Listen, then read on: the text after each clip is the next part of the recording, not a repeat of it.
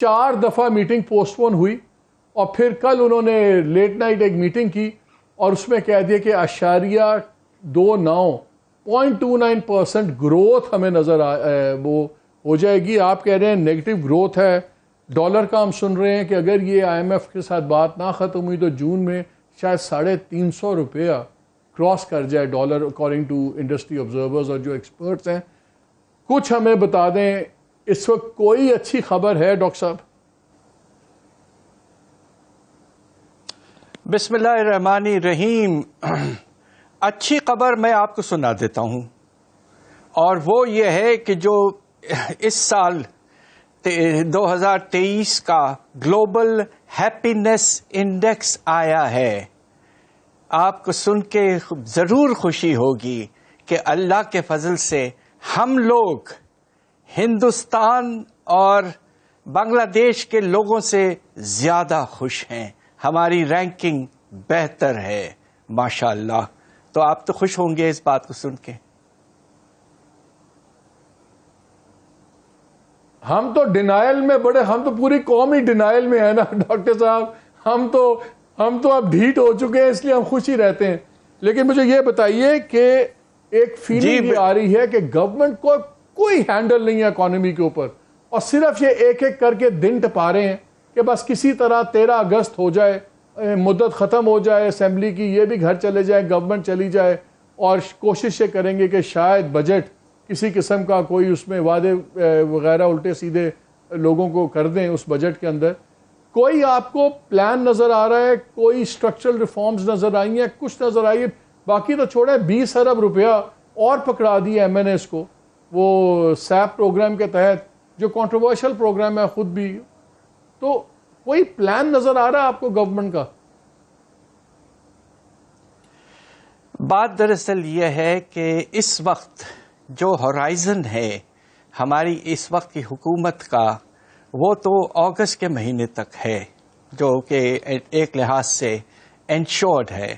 اس لیے ان کا رجحان جو ہے وہ شارٹ رن کی طرف ہے، اور بس ہم یہ امید کر رہے ہیں کہ انشاءاللہ جو بجٹ لائیں گے وہ ایک مناسب سینسیبل بجٹ ہوگا، الیکشن کا اس پہ پریشر نہیں ہوگا، اور اس بجٹ میں آپ یہ دیکھیں گے انشاءاللہ کہ پروگریسو ٹیکس ریفارمز کافی لے آئیں گے. بہت گنجائش ہے ابھی بھی پاکستان میں بہت سے سیکٹرز میں، خاص طور پہ پراپرٹیز پہ، ٹریڈرز پہ، آپ کے مختلف کمپنیوں پر وغیرہ وغیرہ. دوسری طرف ہماری امید یہ ہے کہ انشاءاللہ ہماری حکومت جو ہے وہ پروگریسو ٹیکسیشن کے ساتھ ساتھ ٹارگیٹڈ ریلیف لے آئے گی، اور خاص طور پہ جو غریب عوام ہے. اب ہماری گزارش یہ ہے کہ بجٹ جو ہے میں اس سال جو آنے والا ہے اس میں بے نظیر انکم سپورٹ پروگرام کو انشاءاللہ کوشش کر کے 400 ارب سے بڑھا کر اس کو 800 ارب تک لے جائیں. That will be a real symbol of commitment to the people of Pakistan. آپ نے اپنے آرٹیکل میں یہ بھی لکھا ہے کہ شاید آپ کو ٹیکس شارٹ فال 540 ارب کی تو آپ کو نظر آ رہی ہے. تو یہ کہاں سے بے نظیر انکم سپورٹ پروگرام کے لیے پیسے کہاں سے آئیں گے؟ آپ کی تمام انکمز نیچے جا رہی ہیں، ایکسپورٹس نیچے ہیں، ہر چیز آپ کے. میں جو فگرز دیکھ رہا تھا میں یہ اب ڈیزل جو ہے وہ بھی بہت کم استعمال ہوا ہے پچھلے سال کی مناسبت سے. بجلی کی پروڈکشن بھی کم ہوئی، جو شو کر رہی ہے کہ پروڈکشن نہیں ہو رہی. اور اگر ڈیزل آپ کا کوئی 27-28% کم استعمال ہوا ہے، اس کا مطلب ہے سامان پورٹ سے فیکٹری میں نہیں جا رہا، فیکٹری سے وہ ریٹیلر کے پاس نہیں جا رہا، تو ساری چیز تو نیچے جا رہی ہے.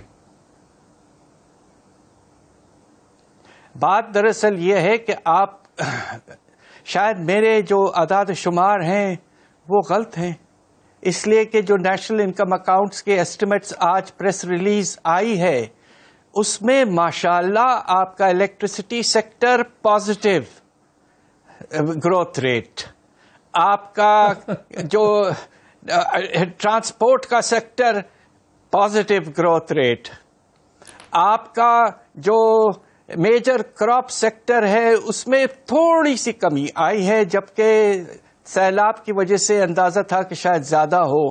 میری آپ سے گزارش یہ ہے کہ آپ کسی وقت وہ پریس ریلیز دیکھ لیں تو جو ہم کہتے رہے وہ شاید سراسر غلط ہے، اس لیے کہ پاکستان بیورو آف اسٹیٹسٹکس جو ہم سمجھ رہے تھے منفی ہیں ان کو سگنیفیکنٹلی پازیٹو بتا رہا ہے.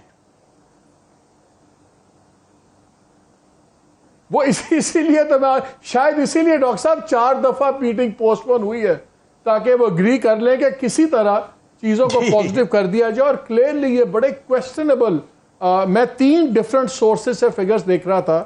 ڈیزل جو اگریڈ ہے وہ 27 سے 28% 10 مہینوں میں کم استعمال ہوا ہے پچھلے کمپیریزن میں. بجلی صرف اپریل میں 23% کم استعمال ہوئی اور پچھلے 10 ماہ سے کورسپونڈنگ میں 17% کم ہوئی. سیمنٹ بھی اسی طرح 2019 کی لیول پہ آ گیا ہے 18% کم سے. تو یہ تو ہے جو آپ کی طرح انڈیپینڈنٹ 2-3 ٹاپ اکانومسٹ ہیں ان کے یہ فگرز ہیں. اب یہ جو کمیٹی ہے، کمیٹی تو جو مرضی کہے گی، آئی تھنک جو اسحاق ڈار صاحب کہیں گے کمیٹی وہی کر دے گی. لیکن آپ کمیٹی کو چھوڑیں، آپ مجھے یہ بتائیں کہ جو آئی ایم ایف کی اگر نہیں ہوتی ڈیل پھر کیا ہوگا؟ دیکھیے بات یہ ہے کہ اس سال میں سمجھتا ہوں کہ ہمارے فائنانس منسٹر صاحب جو ہیں وہ شاید یہ بات مناسب کہہ رہے ہیں کہ جون کے اینڈ تک ہم گزارا کر ہی لیں گے. البتہ آپ دیکھیں ہر ہفتے 100 سے 150 ملین ڈالر کی کمی آتی رہی ہے ریزروز میں، مگر ابھی بھی 4 ارب ڈالر سے کچھ زیادہ ہیں. سوال یہ پیدا ہوتا ہے کہ جون کے بعد کیا ہوگا، اور اس میں جو پریشانی ہے وہ یہ ہے کہ اگر ہمیں جو ہمارے فارن ایکسچینج لائبلٹیز ہیں اگر وہ بھی فلی رول اوور ہو جائیں، یعنی کہ جو سعودی پیسہ ہے، چائنیز پیسہ ہے جو بینک میں رکھا ہے سینٹرل بینک میں، مگر سوال یہ پیدا ہوتا ہے کہ جو ہمیں باقی گورنمنٹ ڈیٹ کی ری پیمنٹ کرنی ہے اگلے سال کم از کم 16 ارب ڈالر وتھ رول اوورز، اس کے بعد نیٹ بیسس پر 16 ارب ڈالر، اور وہ تو کہہ رہے ہیں کہ ہم کرنٹ اکاؤنٹ ڈیفیسٹ کو انشاءاللہ 0 پہ رکھیں گے. تو ہر چیز کے باوجود 16 ارب ڈالر منیمم ریکوائرمنٹ ہے اگلے سال کی.